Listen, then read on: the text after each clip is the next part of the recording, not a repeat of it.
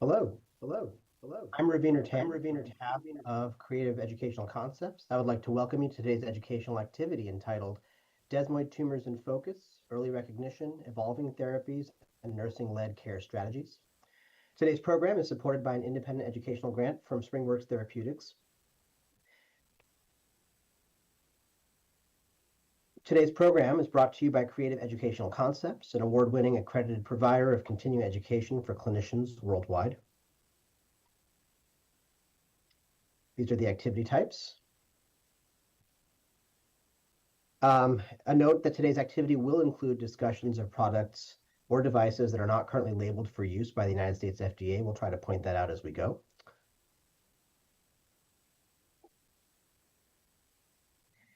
And you can use your iPad to ask questions throughout the presentation, and we'll try to address some as we go along, and then perhaps at the end as well.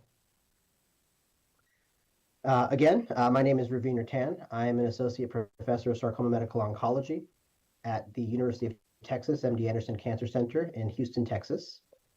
And I'm joined today by my good friend, Nicole Petrolkowski, who is a nurse practitioner at the Siteman Cancer Center, Washington University in St. Louis, Missouri. We'll also be hearing today from Christina Kostia, who is a patient and advocate for patients with desmoid tumors and has experiences to share. These are our disclosures. Our learning objectives for today are to identify key clinical features and diagnostic challenges of desmoid tumors to improve early recognition and appropriate triage. Second, to evaluate patient eligibility, potential benefits, and safety considerations for novel targeted therapies to support evidence-based treatment recommendations and individualized patient care in adults with desmoid tumors. And lastly, we hope to explore implementation of evidence-based strategies in clinical practice to monitor and manage adverse events associated with systemic therapies for desmoid tumors to improve patient safety and adherence. So our first segment is going to be entitled Diagnostic Challenges, Unmasking the Tumor. So first, to start a little bit by defining the disease, desmoid tumors are rare, locally invasive, soft tissue neoplasms. They are not traditionally considered cancers, but they are locally aggressive. They can cause symptoms like pain, loss of function, occasionally cosmetic impacts, but they are not expected to spread to other parts of the body.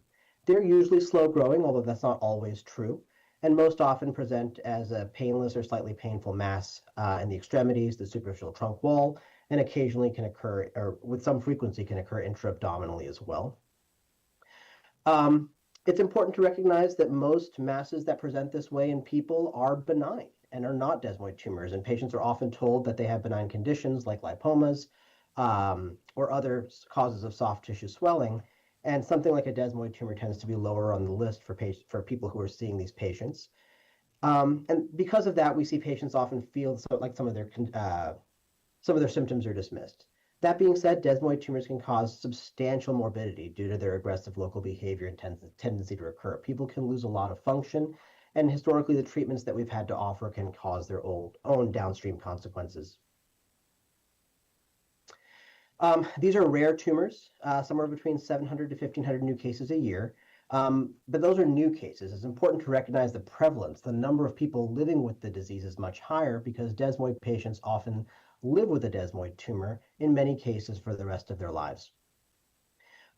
Most of these patients don't have an underlying genetic cause for the tumor. They have a beta-catenin mutation in a specific gene in the tumor, but these are not passed down from parents to their children by and large. The exception is the 5 to 10% of patients with desmoid tumors that have familial adenomatous polyposis syndrome, also called FAP, which most often presents with colon cancer in patients by the time they're 18 years old. So these are patients that actually have removal of their colon typically around the time that they become adults. They are also at increased risk for desmoid tumors.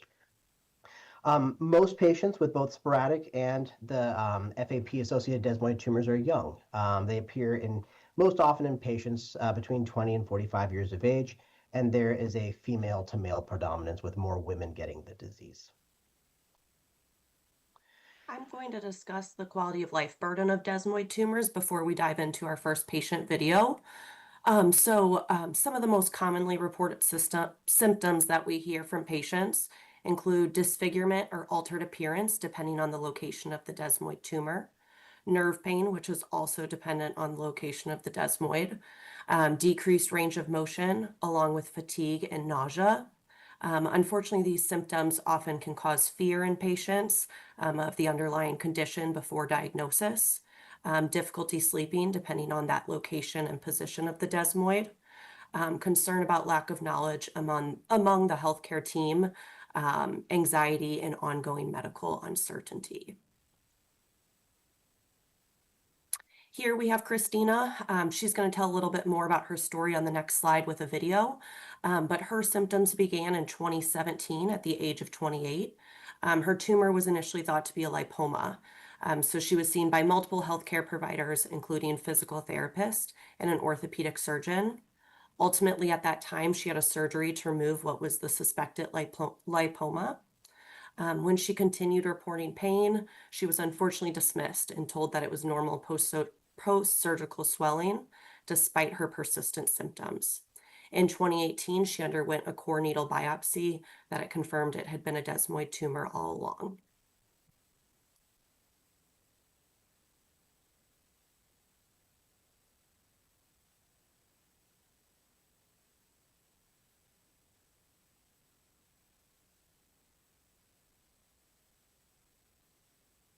My pain has gotten better, but I have been living with chronic pain now for a good deal of time.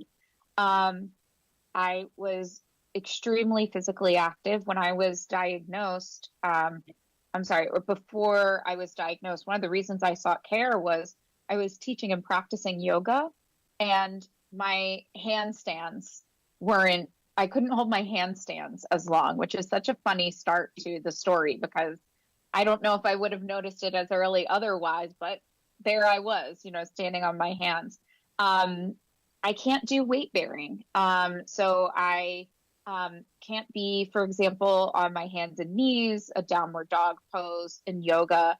And that was a huge part of my life prior to this. So my physical activity has really changed. I also I am tired. I'm fatigued, not only from the pain, but from treatment. I would say, just as importantly, the mental health challenges are quite large. It's taken me a long time to come to terms with the fact that this is a chronic condition for me that needs ongoing treatment. So many people that I had heard previously had kind of this health issue that they were able to solve and then move on.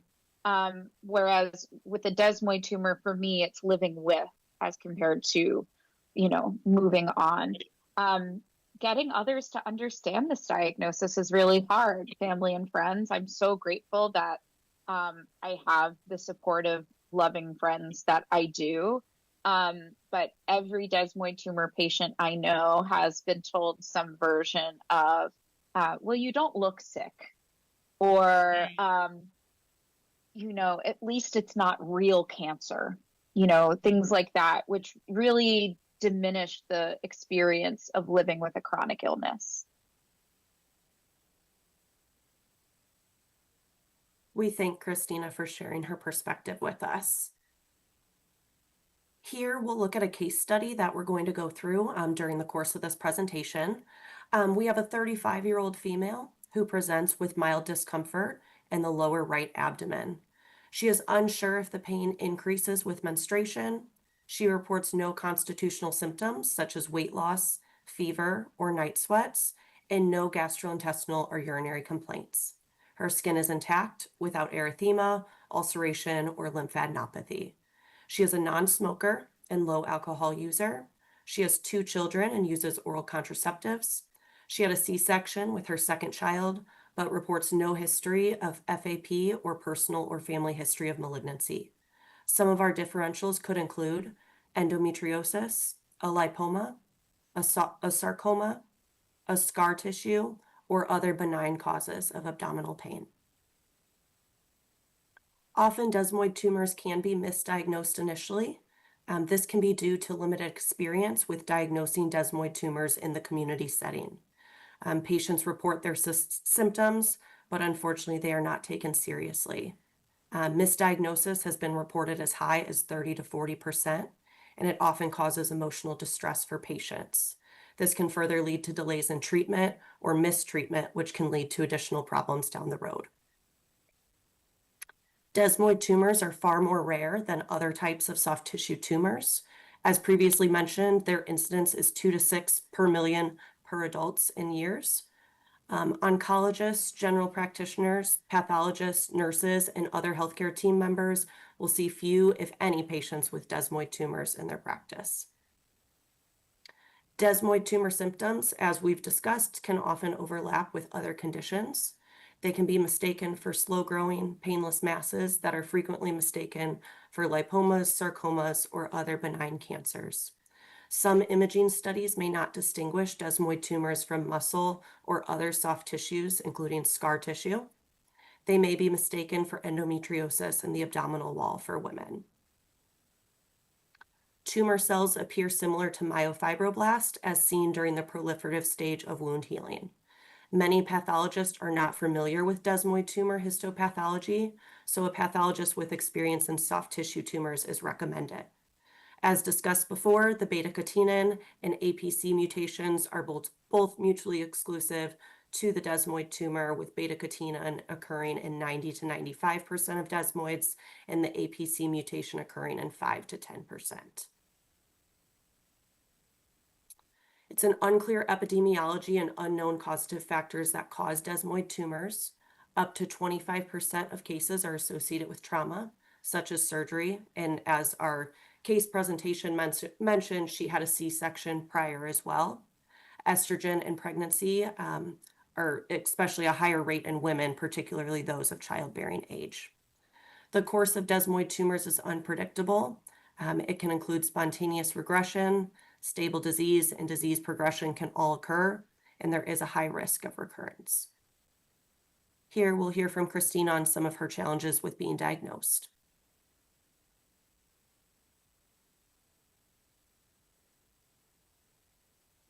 I had the surgery where I was told that they didn't find anything in my chest, which was strange because in addition to the pain and the symptoms presented that way, I looked like I had swelling on my collarbone, which is where my tumor is.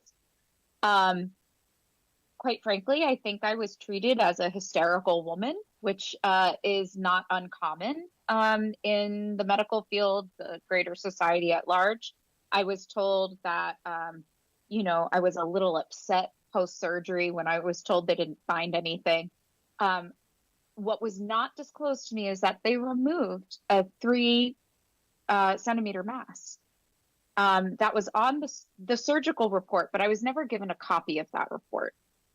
And so the conclusion I could draw, they did a pathology of that mass, and they said it was lipoma tissue.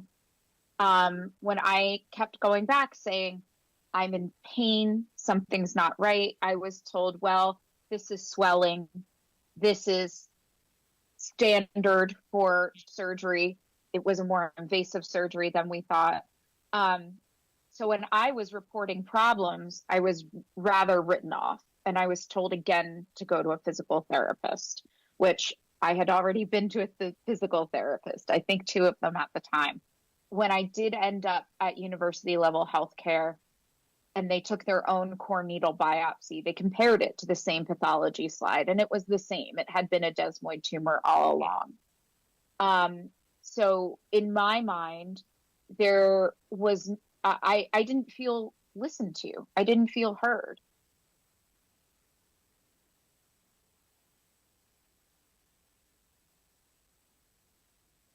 Looking at the nursing role in desmoid tumor diagnosis, so oncology nurses play a critical role in patient support during all treatments, serving as the backbone for comprehensive care for our patients. Nurses can help build relationships with patients, allowing patients to feel comfortable discussing these sensitive matters. So patient education, care coordination, and emotional support for our desmoid tumor patients is crucial.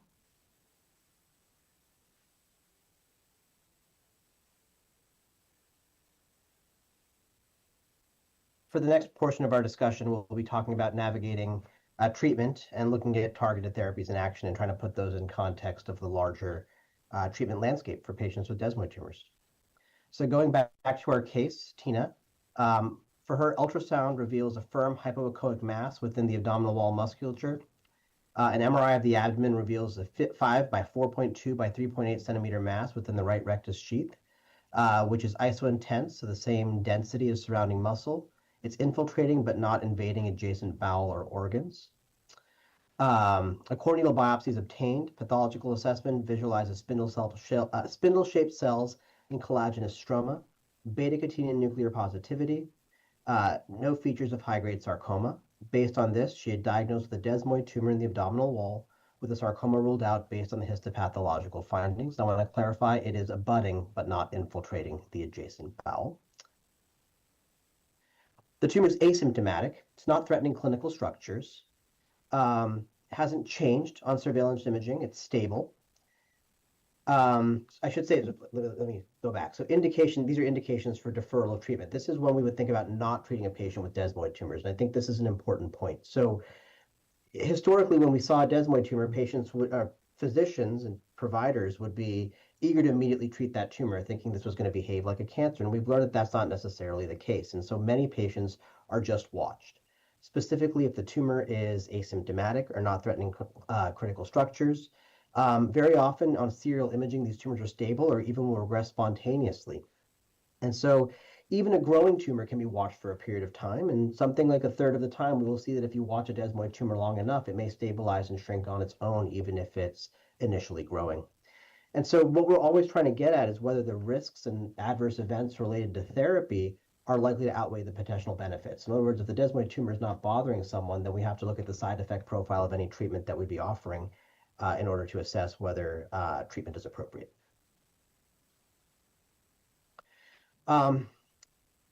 Conversely, patients that we would treat, if the patient has a tumor that's progressively enlarging scan after scan, especially if we're concerned it's going to impinge on structures or become symptomatic, that would be an indication for treatment. It does not always have to be, but it often is. And candidly, patients are uncomfortable watching a tumor grow scan after scan. And so sometimes we treat recognizing that that's probably the best way to manage the impact that that finding is having. Certainly, if a patient develops symptoms such as pain, limited mobility, obstruction in the cases of intra-abdominal tumors, or other organ compromise, that would be a reason to treat. It's also a reason to treat if you think that that is about to happen. You don't have to wait for symptoms to happen. You can also treat if you think there's some sort of pending anatomical problem. And certainly for these patients that have tumors that are growing very rapidly or are very infiltrative in a way that makes us uncomfortable, that may be a reason to treat, even if the patient doesn't currently have symptoms or pending compromise. For Tina Z, observation is recommended because the mass is not threatening vital structures. It's in her abdominal wall, and her symptoms are relatively mild. She's followed at intervals at 3 and 6, 9 months, which show that the tumor continues to grow, and she starts to have more abdominal pain. So now we're actually having pain that we attribute to the presence of this desmoid tumor in her abdominal wall. What would you recommend for her at this point?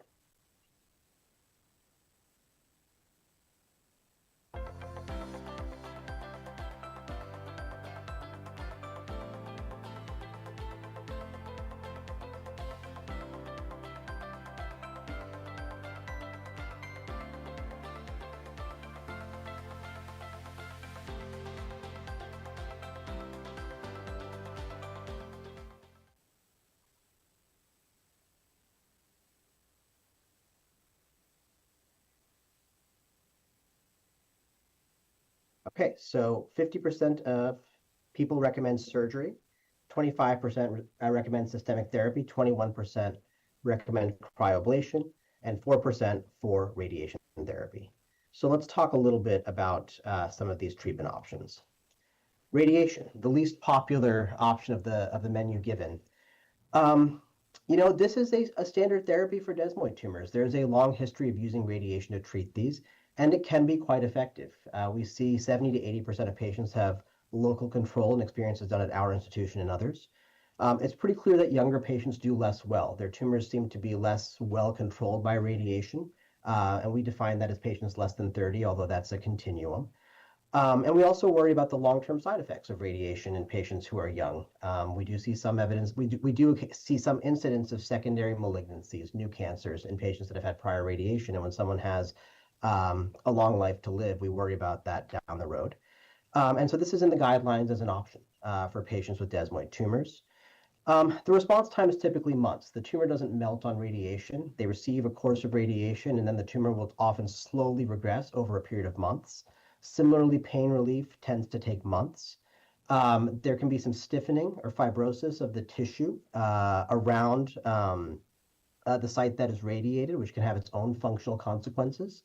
And like I said, there's that low risk of radiation-associated malignancies. And so you can see here on the right side, this is a figure that shows that patients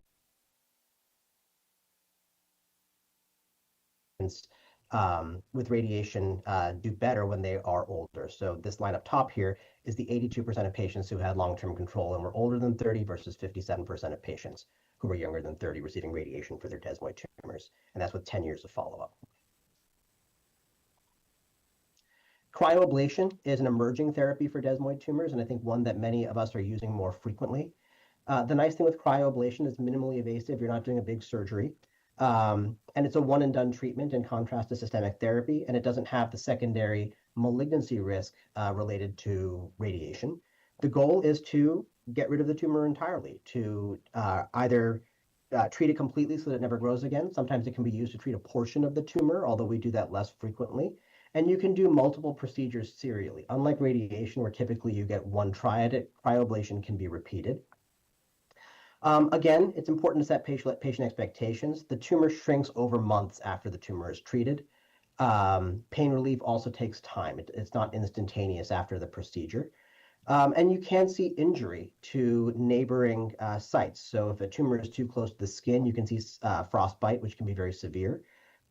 Pain can increase in the short term. You can have nerve or blood vessel injury or other complications related to damaged structures in the vicinity of the tumor. That being said, for patients that have tumors that are anatomically amenable, this is often a very popular option. I found that patients really like it when they're appropriately selected. Looking at a sort of qualitative comparison of radiation versus cryo, radiation has been around for a lot longer, and so there's many studies that support its use. Outcomes seem to be similar. Cryoablation has often been used to partially treat tumors, and when that happens, you do see that there's an increased risk of recurrence, perhaps not surprisingly. We like radiation therapy more for older patients. The other thing is it's very difficult to do radiation inside the abdomen. So if the patient has a desmoid tumor that's got bowel draped around it, it's very difficult to safely give a radiation dose. That's also true for cryoablation. We typically don't do cryoablation for desmoid tumors that are inside the abdomen. Abdominal wall can be done, but if it's inside the abdomen, we worry too much about injuring bowel. And then for radiation therapy, the main limiting problem is bowel. You can actually safely occasionally radiate nerves and so forth, whereas with cryoablation, you don't want to risk injury to those structures because that can often be irreversible. There's no randomized trial or head-to-head comparison that says one is better than the other. So these are both kind of options on the menu for patients who are receiving desmoid tumor treatment. So prior to 2023, with the approval of nirogacestat, this was the menu of systemic agents that were typically used to treat desmoid tumors. So medicines that we use either by mouth or by IV to treat the tumor. Anti-inflammatory agents like sulindac and indomethacin, as well as anti-estrogenic agents like tamoxifen and raloxifene, have really fallen out of favor. There's limited evidence to support their use. And so I would say that in most guidelines published by experts, and certainly in our clinical practice, we tend not to use these medications anymore. I mention that because we do still see patients come in on them, but I think the evidence to support their efficacy is really limited at this point, and we have better choices. These remaining agents are all treatments that we do still see for desmoids, with varying levels of evidence. In some cases, actually quite robust evidence. Sorafenib was the subject of a randomized controlled clinical trial, which we'll discuss. But notably, none of these therapies are currently approved by the FDA for desmoid tumors because that process hasn't been undertaken for these older agents. Does not mean they don't work, but they don't have that approval.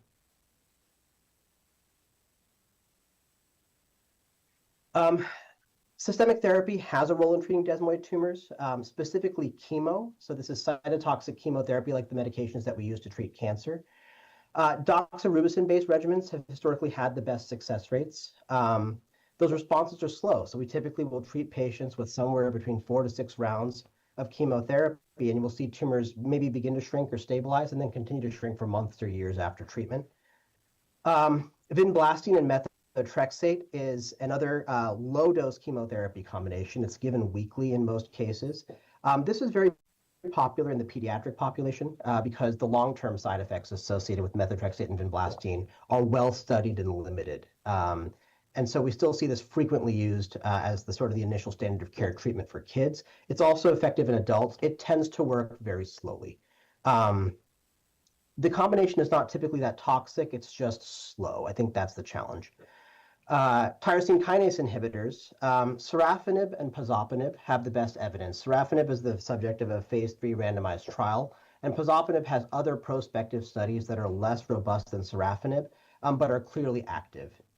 Imatinib, which is a really well-tolerated tyrosine kinase inhibitor, and for that reason, we do see some patients come in on it because it's been studied, but not as robustly as these others. And I think the sense is that it probably works less well, if at all, in desmoid tumors. And so we typically in our practice don't use it.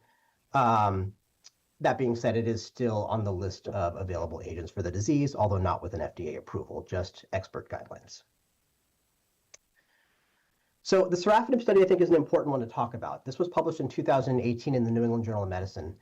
They took a hodgepodge of patients. These are patients that had progressing disease by a little bit, or patients who were just told they couldn't have surgery for whatever reason. It may not have been technically impossible. They just said the surgeon didn't want to operate, or they had symptoms. So these are not all patients that have tumors that are growing, but that's who was included on the study. They were all adults, and they were randomized. So half the patients got sorafenib and half the patients got placebo. And for those patients who progressed, they were allowed to, if they had been getting placebo, they were allowed to cross over to sorafenib. And this is a Kaplan-Meier curve where you can see again that these are the percent of patients that don't have their tumor grow. And for sorafenib, that number was in the range of 90%, and then much lower for placebo, demonstrating that sorafenib is an active therapy in patients with desmoid tumors. But what was really, I think, important in this study, it was the first time that we saw in a study where patients were followed prospectively, meaning that we actually treated them and followed what happened to them, where we saw that, yes, sorafenib, and this is a waterfall plot, so any bars that are going down, each one represents a patient whose tumor shrunk. Any bars that are going up is a patient whose tumor grew. So you can see on sorafenib, many patients had their tumors shrink, comparatively few had their tumors grow. But that's also true for placebo. Sorafenib had a higher number of patients that responded, but placebo for desmoid tumors is not bad. And that's the reason that observation has really become the standard for patients who can tolerate it. You can get away without treating these patients, and they will still have their tumors respond a significant portion of the time. This is the trial that evaluated pazopanib, and they compared it to methotrexate and vinblastine. This was a randomized study, but it didn't have as many patients. It wasn't really meant to make a comparison. That being said, it demonstrated that pazopanib probably works very well. I hesitate to say better just because the study wasn't designed that way, but the group of patients who got pazopanib did better than the patients who got methotrexate and vinblastine in terms of improvement of their symptoms. And that's the same waterfall plot here. So you can see that we don't put them on the same curve because it wasn't designed to compare the two, but the 6-month PFS was longer for pazopanib versus methotrexate.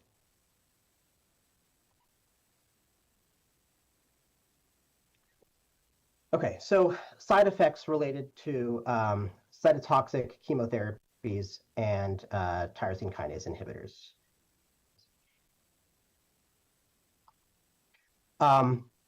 Cytotoxic chemotherapy is something that many oncology nurses are quite familiar with, but with doxorubicin in particular, you see cytopenias, nausea, vomiting.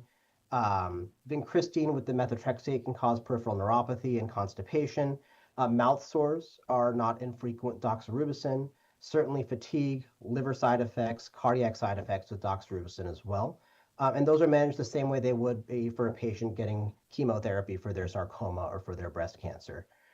The tyrosine kinase inhibitors that we use also have on-target and off-target side effects. They have cytopenias. They are milder than the cytopenias that we see in patients getting chemo, but they are still there and sometimes significant. Lower extremity swelling, diarrhea, fatigue, pain. Sorafenib can cause irritation of the skin on the hands and feet.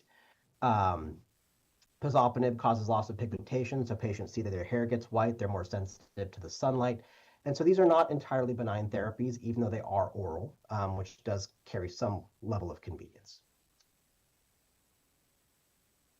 So the new kid on the block, so to speak, is the class of medications called gamma secretase inhibitors. And I think it's an interesting story. These are medications that were initially developed to treat Alzheimer's disease. It was thought that gamma secretase inhibition would inhibit the formation of these plaques that we see in patients with Alzheimer's. But they were not successful. Gamma secretase does a bunch of things, including cleaving this signaling molecule called Notch, which is implicated in many cancers. Although interestingly, prior to these drugs being developed for desmoid tumors, Notch wasn't really on the scene for desmoid tumors that often. There's crosstalk between the beta-catenin pathway that we discussed earlier and Notch. But the way that we found this was that simply that patients, while they were trying to do the initial dose-finding studies of the gamma secretase inhibitors, there happened to be a few desmoid patients that were placed on those studies, and they responded.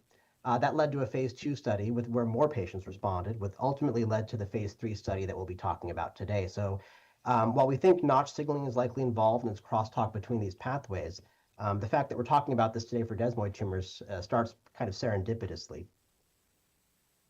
So the DeFi study, which is the phase 3 study, after the phase 1 and phase 2 had already shown signals of response, is a study that took patients with confirmed desmoid tumors, and it's a slightly different population than the sorafenib study I showed you before. All of these patients had to have their tumors growing by at least 20% in the 12 months prior to them going on study. So instead of that hodgepodge of surgery or no surgery or pain, it's all the patients had to be growing, and that selects a much more aggressive population of patients.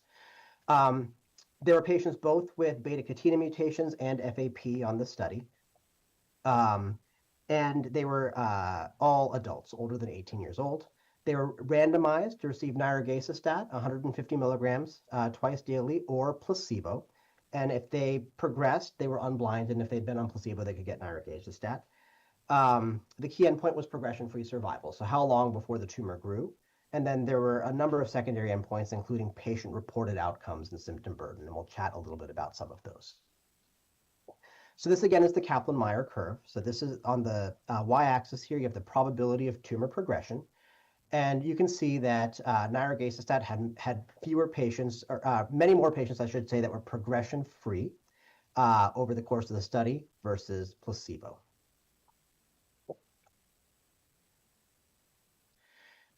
The study also looked at specific subgroups. They wanted to understand, do men do better? Do women do better? Are there any groups of patients where nirogacestat doesn't work better than placebo? And the answer is in all of the groups they looked at, whether it was gender, location of the tumor, the mutation, what prior therapies they had, nirogacestat seemed to do better than placebo.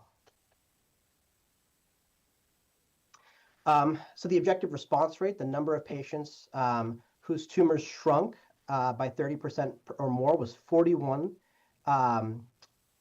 in the nirogacestat arm versus 8% in placebo. So in the sorafenib study, recall that placebo was close to 20%. Here it's only 8% because we've chosen a group of patients whose tumors were growing along the way. The time to response, meaning the time it took for the tumor to shrink by 30%, was 5.6 months for nirogacestat versus 11.1% for patients with placebo.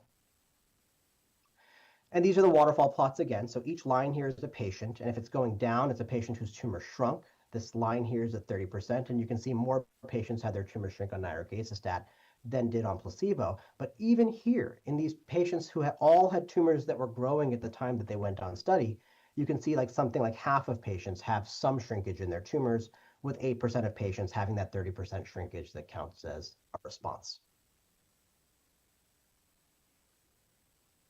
Now that we've looked at, the data that was seen on the DeFi trial, they also looked at the quality of life of patients on that trial as well. So if you look at the blue line on these graphs here, it shows that nirogacestat lessened pain intensity for patients, so overall improving pain for them, as well as their total symptom score. So symptoms that patients were reporting improved while being on nirogacestat.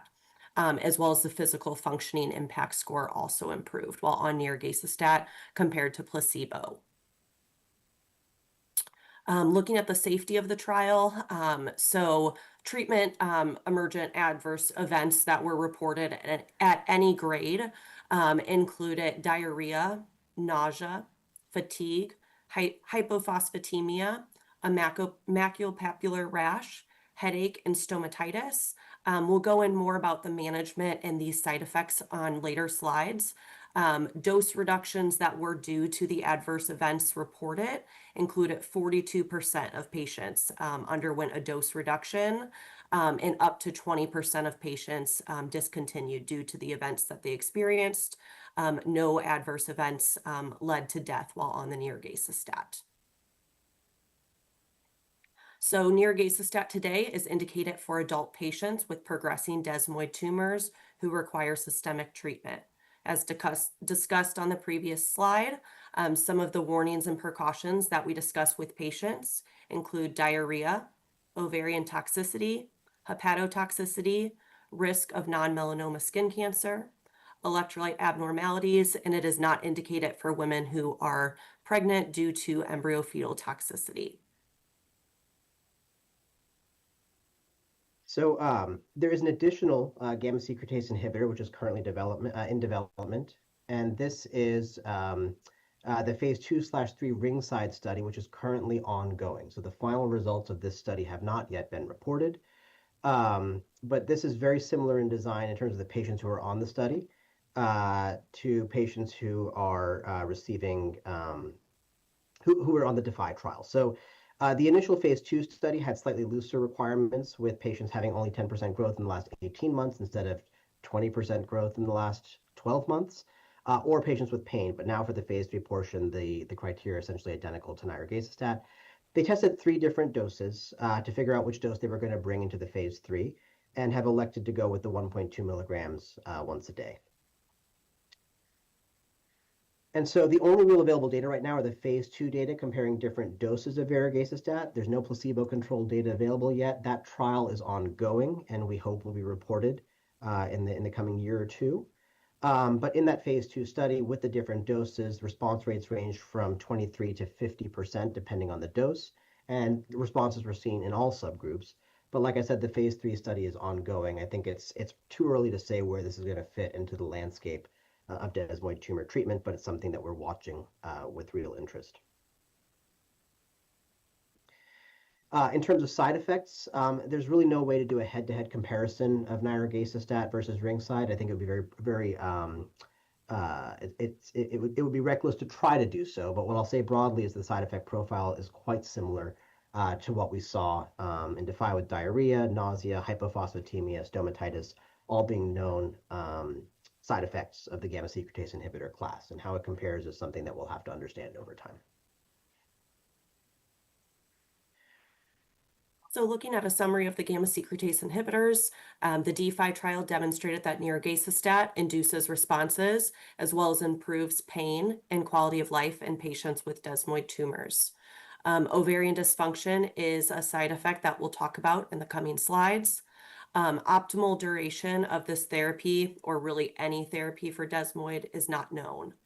The ongoing Ringside trial has demonstrated preliminary evidence of efficacy.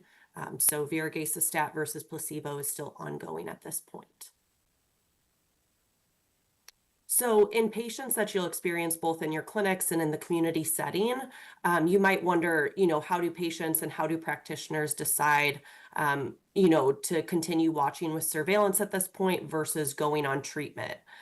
So for a lot of our patients who elect not to start treatment at this time, they often present asymptomatic with a stable tumor. And for those patients, we recommend active surveillance. So that would include regular imaging and follow-up, usually at a 3-month interval. If the tumor is shrinking or spontaneously regressing, we would also recommend continuing observation in those states as well. For FAP-associated tumors that are also asymptomatic, we would recommend observation and only start treatment when symptoms present bothering the patient or progression on imaging.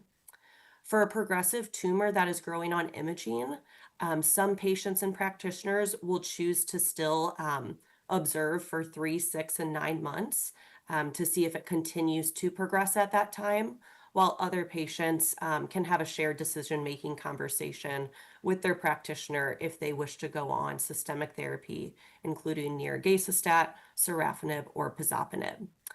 Surgery can be considered for those select abdominal wall cases, as well as radiation or cryoablation could be discussed as well.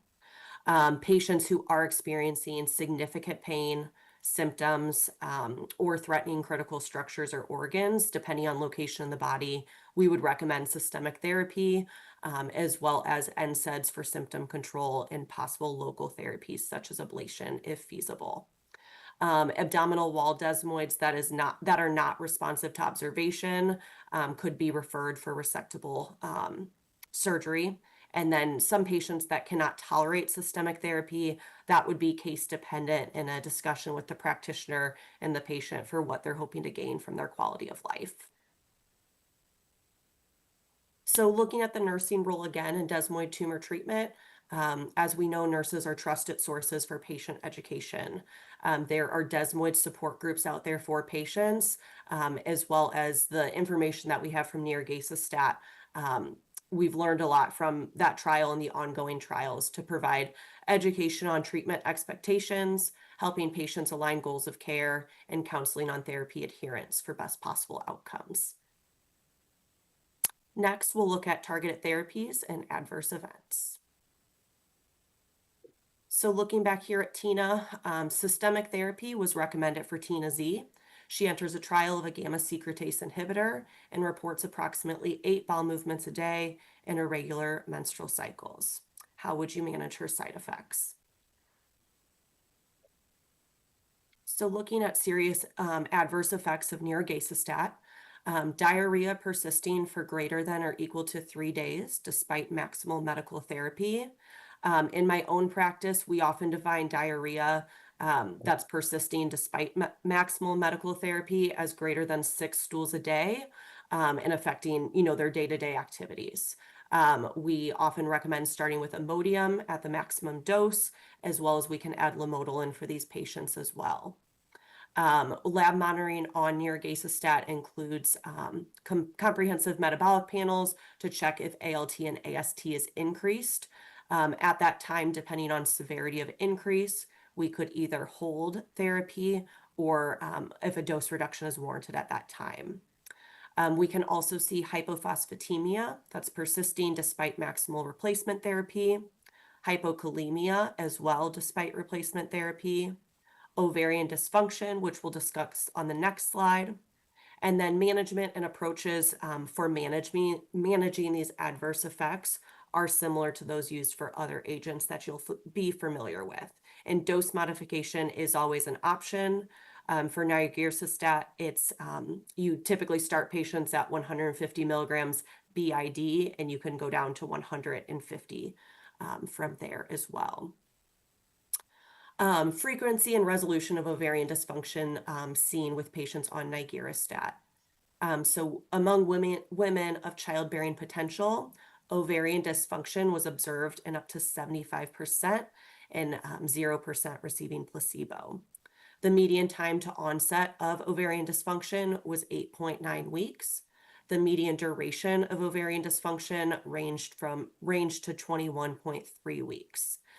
In patients who discontinued nirogacestat, ovarian function did appear to recover.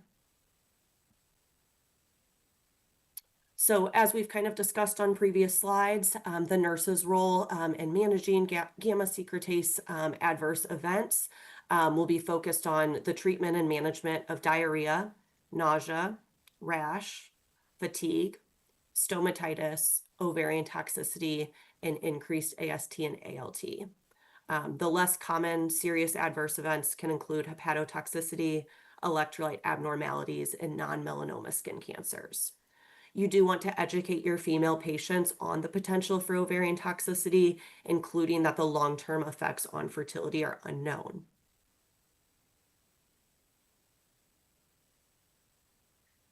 So in summary, and I'm excited to get to some of the questions. I want to acknowledge that folks have left some thoughtful questions in the question box there, and I'm looking forward to getting to those. But desmoid tumors are generally speaking associated with low mortality. We do see some patients who die from desmoid tumors in bad locations or with particularly aggressive disease, but that's the exception and not the rule.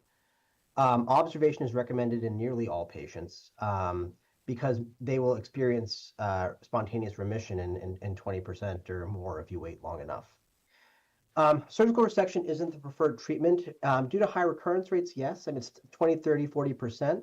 But more than that, it's the functional consequences of surgery. If someone has a desmoid tumor in their arm that limits mobility, resecting their biceps muscle doesn't improve that mobility. And so now that we understand that these tumors don't just keep growing no matter what you do, we've started to get away from surgery as an option and look at radiation, cryoablation, and very frequently systemic therapies because you can improve function. And I think that's the key for most patients with this disease. There's multiple options for systemic therapy, including targeted agents. The level of evidence is highest for nirogacestat and sorafenib. Nirogacestat has the FDA approval based on the DeFi study, which we discussed. And so the class of agents is exciting. I mean, I think this is something that we're seeing used very frequently as frontline therapy for patients with desmoid tumors. Um, in general, I would say that because we have radiation and cryoablation, rarely surgery, and medications as an option, we do our very best to have as many of our patients seen by our multidisciplinary team.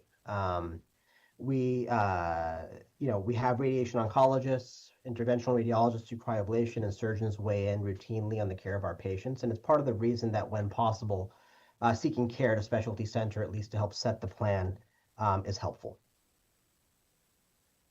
So we're going to pivot to Christina one last time to close us out. And then I think before we end the session, we'll try to make it through as many of the questions as we can.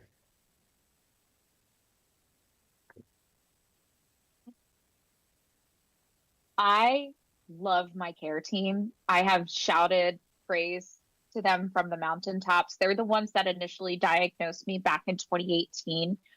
Initially, it was a thoracic surgeon because one of my many misdiagnoses was a hematoma from surgery.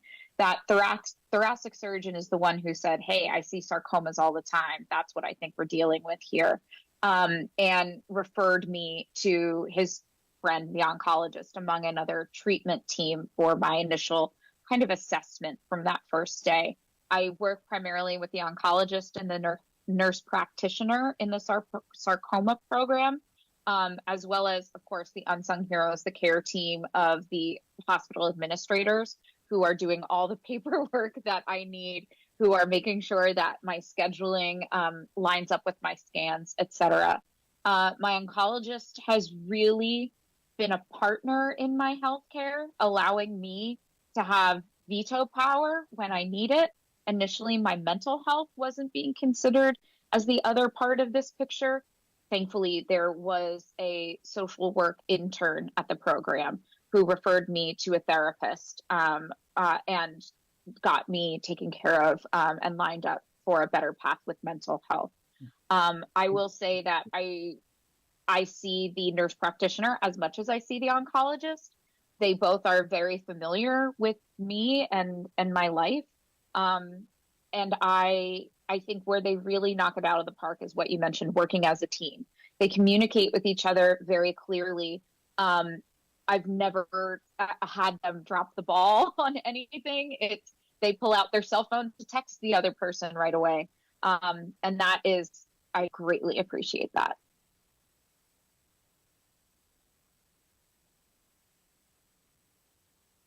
Okay, perfect. I think before we get to our SMART goals to end out the session, perhaps we should take a few minutes and answer some of the questions. And so I try to bucket some of these in themes. I think talking a little bit about nirogacestat and women of childbearing potential, I think that's a question. So let me start with a little bit, and Nicole, please feel free to jump in as you like. I don't know that we fully understand what estrogen does to desmoid tumors. We completely understand that young women get these tumors more frequently than other groups of patients, and it may be that estrogen plays a role in that.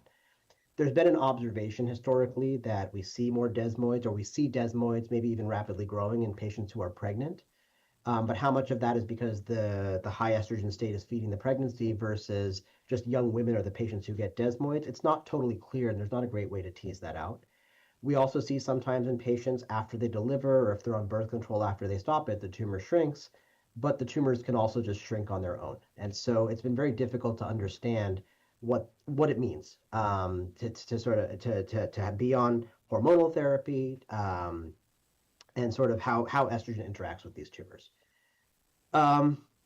With respect to nirogacestat in fertility, we don't know that full picture yet. I think we know that the patients on the study who stopped nirogacestat, they had their periods return essentially to normal. I think that's encouraging in terms of potentially fertility also returning to normal, but those patients haven't been followed for 15 years to see if their childbearing is as successful as patients who haven't had the medicine. So I can't tell a young woman there's no effect because we just don't know yet. Now, SpringWorks and the company that made nirogacestat has been obligated to do some of these studies as part of the approval, and so there will be more information over time. Right now, I typically have any patient who's going to be started on a desmoid on nirogacestat, or most of these desmoid therapies, frankly, visit with a fertility counselor, just to sort of get an explanation of their options. And I have had some that choose to do egg retrieval, for example. Desmoid tumors, it's rarely an emergency to start treatment, and you often have time to at least explore those things before you start a patient on treatment. Nicole, is there anything that you would add to that? No, I think that's great. The fertility preservation, we have discussed with patients as well, just since there truly are so many unknowns. Yeah. Another couple of questions I'm just going to tick off here. So I think I talked about estrogen and DTs. We will still often stop exogenous estrogen in patients who have desmoid tumors. Whether or not that's what causes their tumor to stabilize or shrink, I can't tell you. We don't know. Would nirogacestat benefit DTs with APC in the tumor? The answer appears to be yes. So that was one of the subgroups that they looked at in the DeFi study, and APC patients seemed to benefit just as well as everyone else on the study. Most patients with familial adenomatous polyposis, by the time they present with a desmoid tumor, you already know that they have it because most of them have a history of colectomy or a heavy history of colon cancer in the family, although not always. And for young patients, we'll often at least make sure that that's been explored. You can test for APC. Most often we test for beta-catenin in the tumor and identify that mutation. It's not necessary though, and the diagnosis can be made without confirming the genotype of the tumor.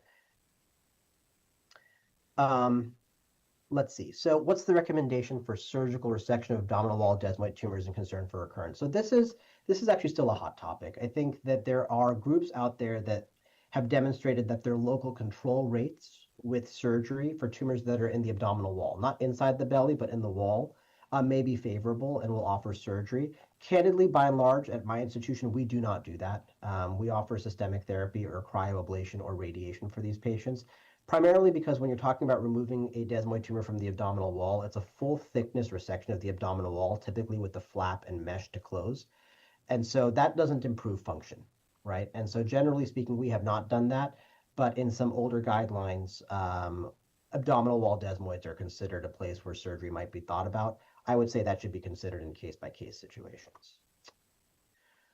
Are there any questions here, Nicole, that you wanted to jump in on? Yeah, I can jump in on a few here. Are managing AEs such as fatigue, GI, and skin with gamma secretase inhibitors different from the usual management of AEs? No, I would say, we're not doing anything different. Just really managing the symptoms for the patient. For nausea, using Zofran, using Compazine. For diarrhea, using that Imodium and Lamodal. And also the team that I work with, we're not opposed to doing a hold for a week and rechecking in with that patient next week to make sure that symptoms are manageable for them or have somewhat improved prior to restarting or considering a dose reduction at that time. For what patient-reported symptoms are most clinically significant, I would say in my patients, pain and then sometimes physical appearance. I have a few patients with desmoids either on the back or the neck that significantly impacts their physical ability to move around. I also have one patient, her desmoid is deeply embedded in her arm. So it doesn't bother her on a day-to-day, with certain movements. She complains of different sensations and all of that. But she's been managed on sorafenib now for many years. For what organizations are available to provide mental health support. At the institution that I'm at, we do have a psychologist team available to our medical oncology cancer group. So even though desmoids are not classified as a cancer, they are still able to be seen by our psychology group. I would also recommend the desmoid patients that you could be caring for, that there's Facebook support groups and all of that I know are beneficial for patients as well. All right. I think in order to sort of be conscious of time, we're going to close out. So just to leave you with some SMART goals, we're trying to improve familiarity with desmoid tumors. We want folks to know that these are out there and to sort of just be aware that not all soft tissue swellings are benign. And between desmoid tumors and the other malignant conditions that Nicole and I care for, be aware that, ultimately you want to go into these things with some level of skepticism and make sure you know what you're dealing with. We want to make sure that people know what's out there for treatment, right? And that there are guidelines published by the NCCN and other groups that explain how best to treat these tumors. and that, we want to make sure that people are conscious of exploring adverse events and making sure that patients know what they're getting into as they dive into treatment. Okay, so our last message from Christina.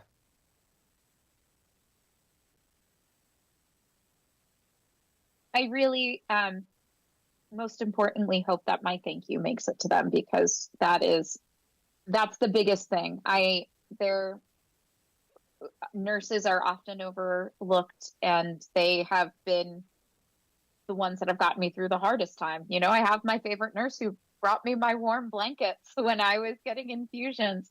The nurse that remembers the name of my dog. They are the magic that keep and have kept me grounded throughout my treatment.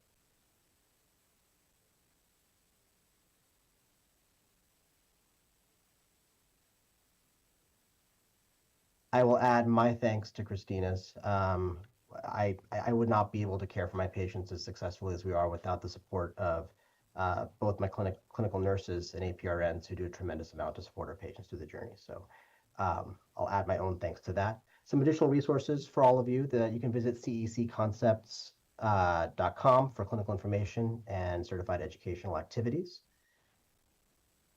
If you'd like to claim credit for today's program, go ahead and scan this QR code and complete the post-test and evaluation, and you can download and print your certificate immediately. I want to thank all of you and Nicole for spending the evening with us today, and thank you for everything that you do to care for the patients. Wish you all a nice rest of the evening.